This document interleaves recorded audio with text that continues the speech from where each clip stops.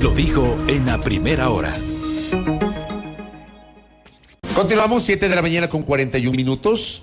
Luego de un buen tiempo de dilaciones, finalmente el viernes se instaló la audiencia de apelación del denominado caso Zingue, sobre el cual es uno de los casos por los cuales fue sentenciado, entre otros, el ex vicepresidente de la República, Jorge Glass, por presunto peculado. Desde la Fiscalía se aduce que el contrato para la explotación del denominado campo Zingue en la región amazónica provocó un perjuicio al Estado.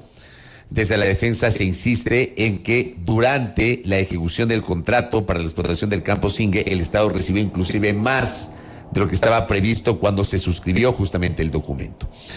¿Qué expectativas puede haber de la apelación que ha sido presentada, formalizada, sustentada el pasado viernes? Ahora mismo están corriendo los días y estamos a la expectativa de que la función judicial anuncie la fecha en la cual dará a conocer su decisión sobre la apelación. Doctor Juan Pablo Albán Alencastro visita nuestra mesa de trabajo. Él patrocina la defensa de uno de los vinculados al proceso del caso Zingue. Entiendo que del exministro de Energía o Recursos Naturales en ese tiempo, Wilson Pastro. Doctor, bienvenido, buen día, ¿cómo le va? Buenos días, Fabricio, buenos días, Belkis, buenos días a quienes siguen Sonorama a esta hora. Efectivamente, en el mes de febrero del presente año, frente a una situación emergente que impedía que los abogados que estuvieron a cargo en ese momento de la defensa del ingeniero Wilson Pastor concurrieran a una audiencia que estaba convocada, yo me hice cargo de la defensa y desde entonces he venido representándole para la apelación. ¿Qué sensaciones le dejó a usted de la jornada del día viernes, que fue extensa y en la cual las defensas de las personas que fueron sentenciados en primera instancia sustentaron la apelación de esa primera decisión? Mi impresión es positiva, Fabricio, y la razón por la que digo que es positiva es porque la razón no pide fuerza. Y quedó de manifiesto de una manera muy contundente ante la sala de apelación que en el presente caso, primero hay una nulidad muy seria que afecta a la validez de todo el proceso. Esto guarda relación con la nulidad de un informe de la Contraloría que ha sido utilizado como evidencia central en el marco del proceso. Los testimonios se originan en este informe de la Contraloría. El informe de la Contraloría en la sentencia de primera instancia es referido como el fundamento para la determinación de un perjuicio para el Estado. Sin embargo, este es un informe de la Contraloría que ha sido declarado inválido no en una, sino en 2 ocasiones, sentencias ejecutoriadas de la Jurisdicción Contencioso-Administrativa del Ecuador, pero además también ha sido reconocido como inválido por la propia Procuraduría General del Estado en el marco del arbitraje internacional que fue decidido el pasado 24 de mayo del 2022. ¿Hubo o no irregularidades en el contrato, que es finalmente lo que origina todo este proceso? No hubo irregularidades en el contrato. La 10ª ronda petrolera fue un proceso abierto en el que se licitaron varios campos petroleros. Zingue no fue el único. Las bases para la licitación fueron adquiridas por varias empresas. Finalmente, solo un consorcio presentó una propuesta en relación con el campo Zingue. Hubo un proceso de negociación técnico, como manda la ley de hidrocarburos. Luego una calificación de la propuesta, finalmente un proceso de adjudicación, que es el único momento en el que interviene mi defendido, dictando la resolución de adjudicación, porque la ley se lo imponía, y el contrato ha venido en ejecución desde entonces con una ganancia para el Estado ecuatoriano a la fecha de alrededor de $300 millones. Y estos no son mis dichos. Estos son los dichos de un tribunal arbitral internacional que condenó el 24 de mayo pasado al Estado ecuatoriano precisamente por ciertos incumplimientos contractuales. Y la pretensión de la empresa era que el contrato se resuelva, la resolución, es decir, la terminación del contrato, era la pretensión de Gente Oil frente a los incumplimientos del Estado, particularmente en lo que tiene que ver con pagos. El argumento del Estado, en cambio, es que el contrato no debía resolverse, es decir, el Estado ecuatoriano es quien fue a pedir en sede internacional que este contrato se siga ejecutando y le pidió al tribunal que se siga ejecutando, porque obviamente es beneficioso para el Estado ecuatoriano. Pero a ver, ahí hay un contrasentido entonces, porque tenemos al Procurador General del Estado, que es el abogado del Estado, que tiene una posición sobre ese tema. ¿Cómo se entiende eso? Mire, es muy curioso, y yo justamente al iniciar mi argumentación en la fase de réplicas en la audiencia que tuvimos la semana pasada, decía que la postura es un poco esquizofrénica. Porque por una parte, en sede penal se sostiene que ha habido un perjuicio para el Estado, que el propio Estado ecuatoriano, en voz de funcionarios que comparecieron a la audiencia de juicio, a través de certificaciones emitidas por el Ministerio de Recursos No Renovables del gobierno del licenciado Lenín Moreno, quedó claro que no había un perjuicio para el Estado, que por el contrario el Estado había recibido una ganancia sustantiva. Pero en sede internacional, en cambio, el argumento del Estado ecuatoriano ha sido: no me den por terminado el contrato, no está bien terminar el contrato, yo voy a cumplir, no va a pasar nada con este informe de la Contraloría porque es nulo. Esa ha sido la posición del Estado ecuatoriano. El Estado no reconoce el informe de la Contraloría.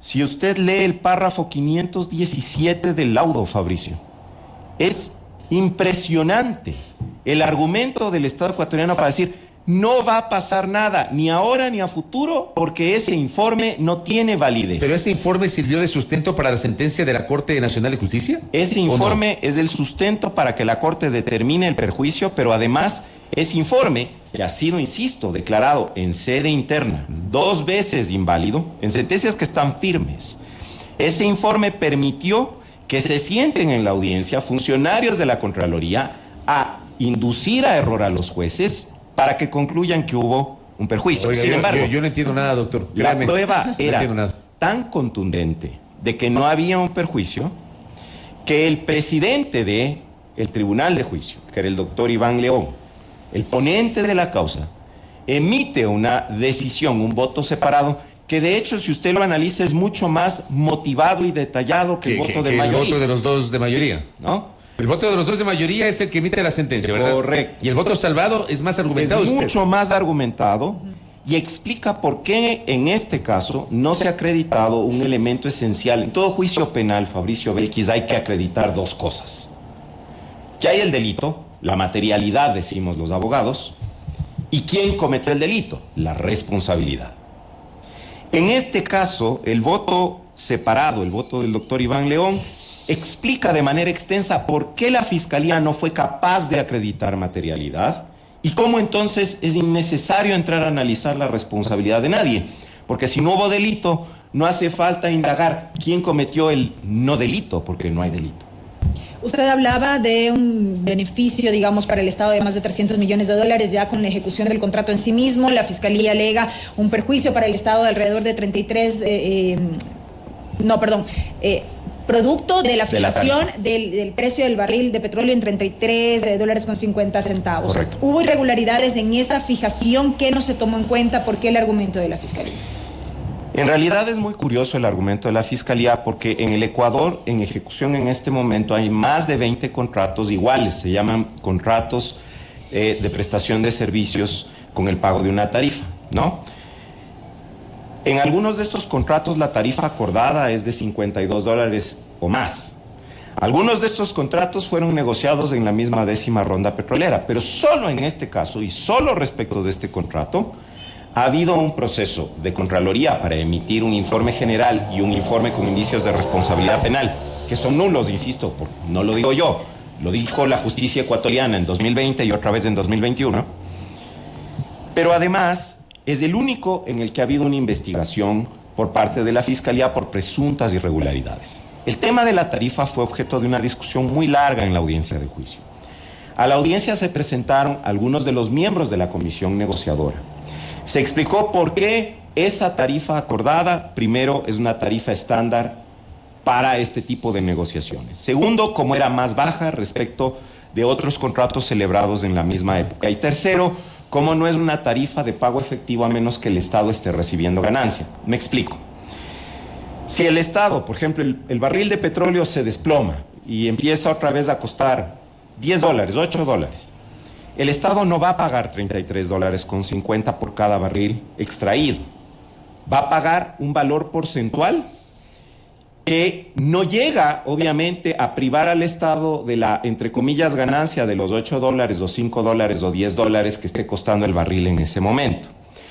Cuando el barril de petróleo está en un precio alto, como ha estado en el último tiempo, sobre los $100, se paga la tarifa completa. Y hay cláusula expresa sobre esta cuestión en el contexto del contrato. Ahí tenemos además que mirar a la Constitución. En la Constitución de la República claramente se señala en el artículo 408 que en ningún supuesto el Estado podría salir perjudicado, sino que siempre tendrá el porcentaje mayor de ganancia en la explotación de recursos naturales. Por eso mismo es que si el barril de petróleo está bajo, obviamente no se paga una tarifa completa, se paga un valor porcentual equivalente al porcentaje que correspondería cuando el precio del barril esté alto y se pueda pagar la tarifa completa. Por eso es que el Estado finalmente no terminó perjudicándose. La empresa ha hecho una inversión de más de 160 millones de dólares. A la fecha se han perforado 16 pozos petroleros, se han recuperado 12 millones de barriles. ¿Durante cuántos años? Desde el momento en que el contrato empezó a ejecutarse. La adjudicación se da en el año 2012. Empieza un proceso obviamente largo de prospección y demás que redunda en un proceso de explotación continua que hoy se mantiene, pero estamos hablando de una operación continuada del campo de alrededor de 10 años. Entonces, el propio Estado ecuatoriano certificó en el marco del proceso penal y corroboró en el juicio en voz de funcionarios del Estado. No es que estaban resentidos, les habían sacado, se habían ido bravos, en funciones de sus funcionarios. Comparecieron a la audiencia de juicio a dar cuenta de cómo, para ese momento, la empresa estaba en un negativo de 32% y el Estado había recibido 128% de la renta petrolera. Entonces, frente a esto, la razón no pide fuerza. Yo vuelvo a lo primero que dije. La razón no pide fuerza.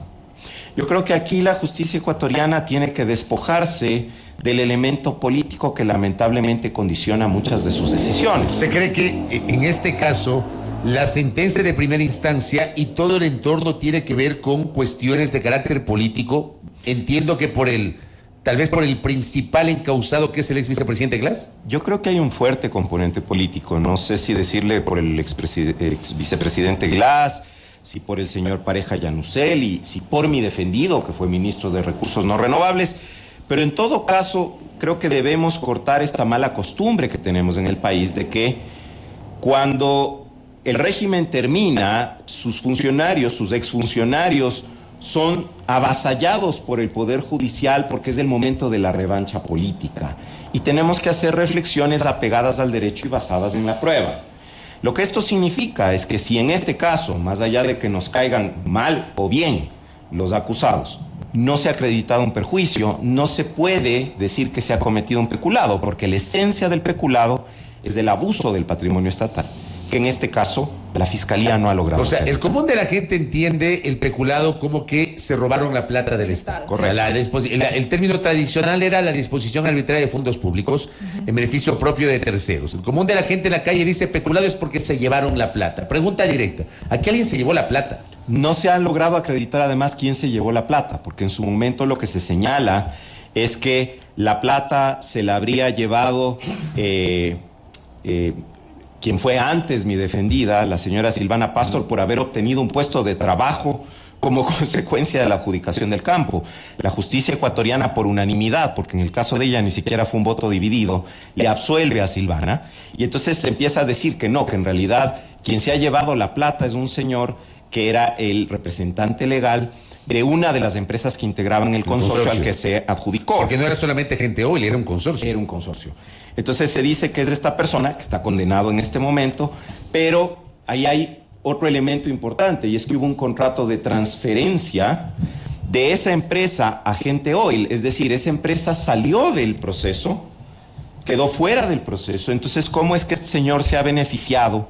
No, yo no soy su defensor, su defensa tiene que hablar por él, su defensa está a cargo del doctor Paulo Caña, pero ¿cómo podría él haberse beneficiado si ya ni siquiera su empresa estaba en el contexto de la operación del campo?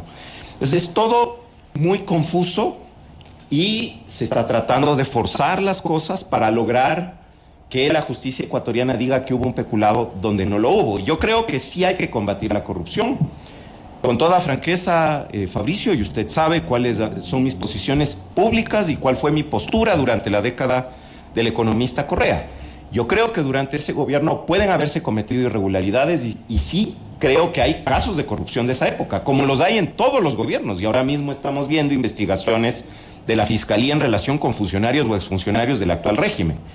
Pero yo no creo que la corrupción se combate con más corrupción.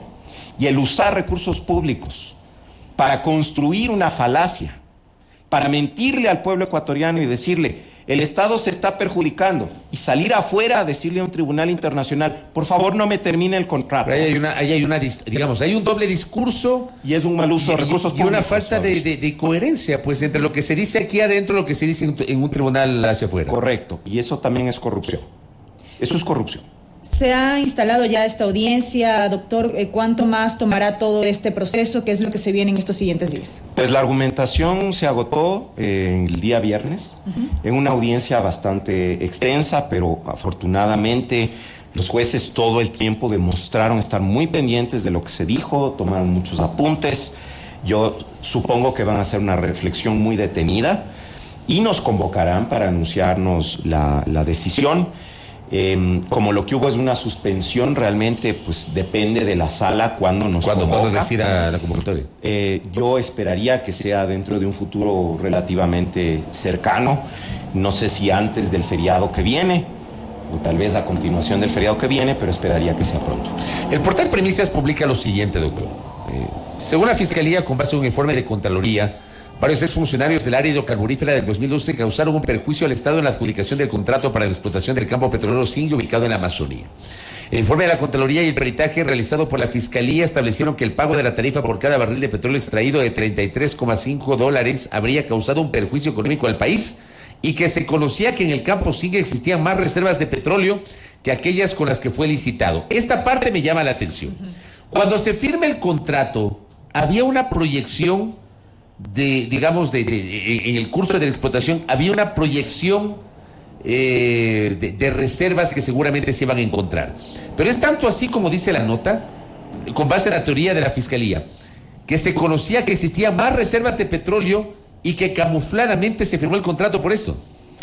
Fabricio, yo no soy técnico petrolero, pero me ha tocado aprender ciertos aspectos técnicos en el contexto de ejercer. Pero es que además también aquí competencias. aplica algo de sentido común, entiendo yo.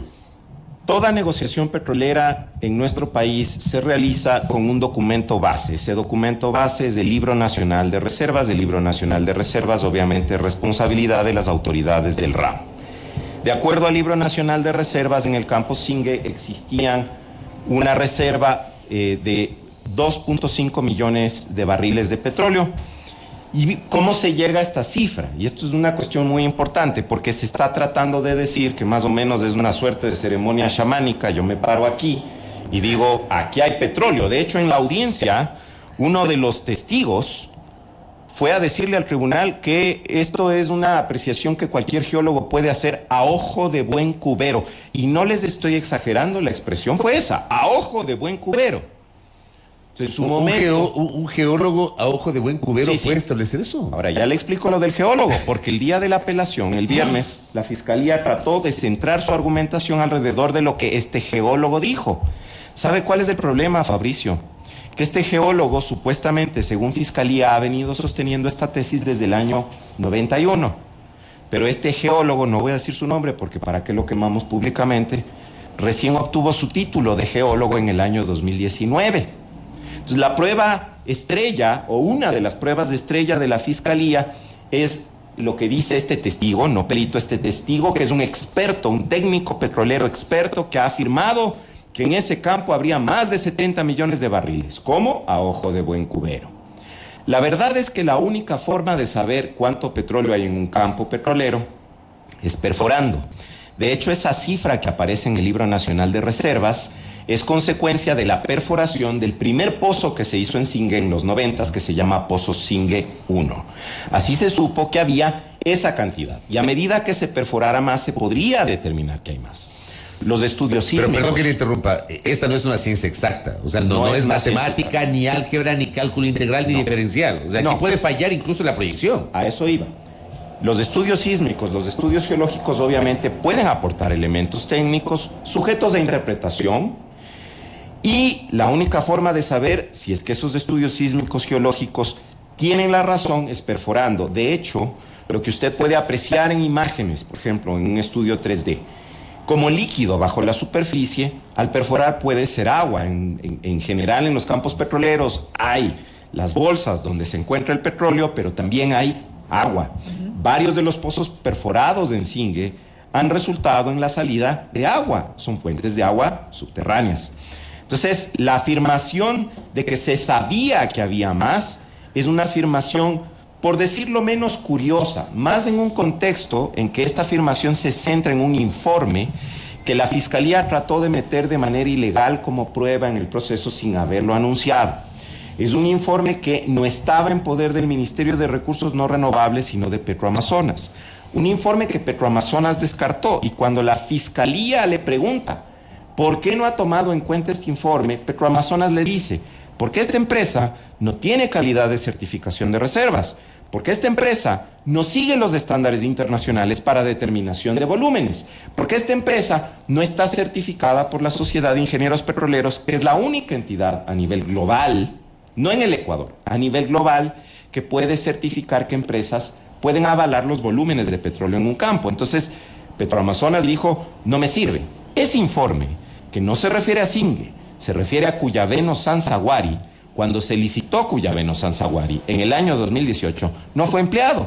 Entonces, la pregunta es si de aquí Fiscalía le va a abrir una investigación al ministro del 2018 por no haber usado el informe que se refiere a ese campo, no a Singue, a ese campo, para decir en una suerte de oráculo cuánto barril de petróleo se podía sacar de ahí. Lo mismo pasa con ese peritaje financiero. Fabricio Belkis es espantoso porque se nombra perito financiera a una señora que no tiene título en finanzas. La señora hace una progresión, hace un cálculo a futuro. Cuando se le preguntó en la audiencia sobre la pérdida, la supuesta pérdida para el Estado. ¿Usted cómo sabe que el Ecuador ha perdido 28 millones de dólares? Ella contesta: no, esto es una proyección al futuro. Y entonces se le dice: bueno, pero esto es un peritaje financiero. ¿Usted qué fórmula financiera o qué técnica financiera utilizó para hacer el cálculo? Hice una hoja de Excel. Eso contestó. Esa señora debe ser investigada por fraude procesal. Eso es lo que debería resultar de la decisión de la Corte Nacional de Justicia cuando se pronuncien sobre esta apelación. La propia Corte no confió en lo que ella dijo y decidió tomar la cifra de la Contraloría, que no es 28 millones de dólares, sino 5 millones de dólares. Pero además, la Procuraduría en sede internacional ha aportado la evidencia de que no existe el tal perjuicio, ni de 5 ni de 28, sino una ganancia. ¿Por qué afuera se mantiene una forma de argumento y puertas adentro otra? Yo entiendo el vaivén político, entiendo las revanchas, los odios. No, pero es que en derecho eso no debería incidir. O sea, en un mundo ideal que no es el nuestro, eso no debería incidir. Correcto. Si fuéramos un Estado verdaderamente democrático y de derecho, el Estado mantendría el mismo argumento adentro y afuera. Sí, a mí me ha llamado la atención esto que usted acaba de citar. ¿Qué pasa con los otros vinculados, con los que son técnicos? Esto también lo citaba la nota que di lectura. Hay vinculados exfuncionarios, la mayoría servidores técnicos de carrera en el sector petrolero ecuatoriano que participaron en el Comité de Licitación Hidrocarburífera. ¿Ah? Mire, en este caso no hay perjuicio, eso ya está establecido, pero además, si avanzamos en una de las categorías dogmáticas de la teoría del delito, es decir, si pasamos a examinar si el comportamiento de cada uno de estos individuos fue contrario al derecho, vamos a concluir que en todos los casos se apegó a lo que la normativa interna, esto es, la Ley de Hidrocarburos del 78 con sus varias reformas y los reglamentos dictados para la aplicación de la Ley de Hidrocarburos determinan. Por ejemplo, en el caso de Wilson Pastor, la ley determina en el artículo 19 que las decisiones del COL, del Comité de Licitaciones Hidrocarburíferas, causan estado, es decir, no son impugnables, ni en sede administrativa, ni en sede judicial. ¿Qué determina la ley entonces? Que el ministro tiene que cumplir la decisión del COL. Si incumple la decisión del COL, está omitiendo sus funciones, lo que le puede generar responsabilidad administrativa o penal. Hay otros funcionarios, como el secretario de Hidrocarburos de la época, por ejemplo, que una vez que se había dictado la resolución de adjudicación, tenía la obligación legal por mandato de la ley, de firmar el contrato. ¿De qué está acusado? O sea, no podía hacerse loco. ¿De qué está acusado? ¿Por qué cometió peculado? Porque firmó el contrato. Entonces, si se trata del cumplimiento de deberes... O sea, perdón que le interrumpa. Perdón que le interrumpa. Firma el contrato porque le tocaba firmar el contrato. Porque la ley se lo impone. Igual que mi defendido adjudicó porque la ley se lo imponía. No había alternativas. Varios de los otros acusados, porque en su momento eran 15 personas acusadas, que era el personal del proceso de negociación, donde supuestamente se había arreglado una tarifa inconveniente, yo qué sé, esos en cambio fueron declarados inocentes. Entonces, si los que acordaron la tarifa se ha determinado, y yo creo que con toda razón y justicia, que no tienen responsabilidad, como los otros, que lo que estaban haciendo era ejecutar lo que ya se había resuelto en otro punto, porque así lo manda la ley, separado para que no haya manipuleo, ¿tendrían responsabilidad penal? No, si los que negociaron y fijaron la tarifa no tienen responsabilidad, los que ejecutaron tampoco podrían tenerla, porque su función era simplemente ejecutar. A mí me queda claro su exposición. Y con esto cierro, doctor. El laudo arbitral que se conoció hace pocas semanas, ¿debería o podría tener incidencia en la decisión del Tribunal de Apelación? Pues el laudo arbitral obviamente tiene que ver con el cumplimiento o incumplimiento del contrato. Se le ha dado parcialmente la razón a la empresa. El tribunal decidió no dar por resuelto el contrato, es decir, no terminarlo. En ese sentido, también le ha dado parcialmente la razón al Estado ecuatoriano. Igual le ha ordenado al Estado que pague una indemnización de $10 millones.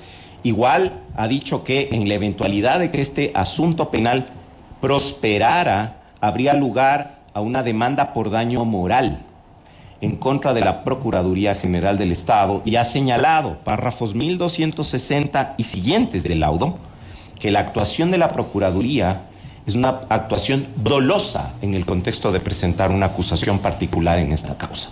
Fíjese lo que dice. Entonces, claro, lo uno no tiene que ver con lo otro, pero finalmente, cuando el Tribunal Internacional dice el hecho de que la Procuraduría haya presentado una acusación penal evidencia dolo, seguramente en cierto nivel por lo menos debería ser tomado en cuenta por los jueces de la Corte Nacional para decir, este proceso en el que no tengo una sola prueba de perjuicio, este proceso en el que el origen de la investigación, pero además la prueba central, que es el informe de la Contraloría, ha sido declarado nulo por mi propia justicia, este proceso en que el Estado ya fue condenado internacionalmente no se sostiene y por ende, o bien declaran la nulidad, o bien ratifican el estado de inocencia. Correcto, doctor. Pendientes de aquello. Gracias por su tiempo, por la gentileza.